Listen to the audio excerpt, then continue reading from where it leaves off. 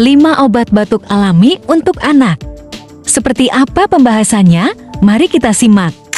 1. Cairan. Saat mengalami batuk, penting untuk memenuhi cairan si kecil supaya tubuhnya tetap terhidrasi. Cairan mampu mengurangi batuk dan lendir yang menyangkut di tenggorokan.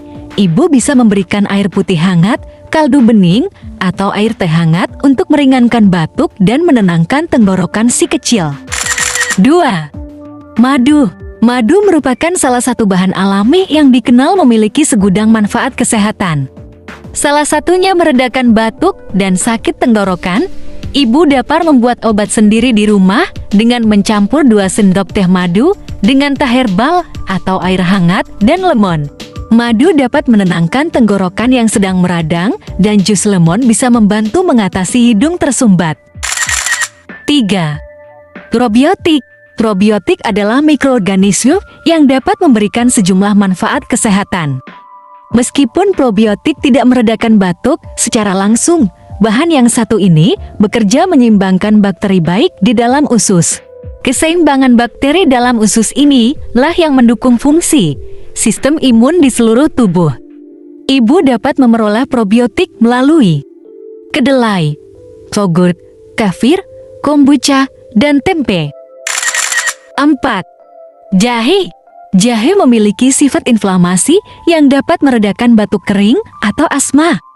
Bahan yang satu ini juga dapat meredakan mual dan nyeri. Senyawa antiinflamasi dalam jahe dapat mengendurkan selaput di saluran udara yang dapat mengurangi batuk. Iris jahe tipis-tipis sebanyak 20-40 gram, kemudian rebus sampai sari-sarinya keluar. Setelah itu, tuang ke dalam gelas dan diamkan sampai tidak terlalu panas sebelum diberikan kepada si kecil. Ibu bisa menambahkan sedikit madu atau susu untuk menambahkan cita rasa manis. 5. Air garam. Berkumur dengan air garam hangat juga dapat membantu meredakan tenggorokan gatal yang memicu batuk.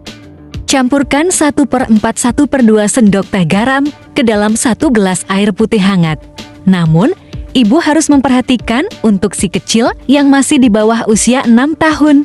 Sebab, anak berusia 6 tahun biasanya belum pandai untuk berkumur. Bila perlu, sebaiknya coba alternatif pengobatan lain untuk si kecil yang masih di bawah 6 tahun.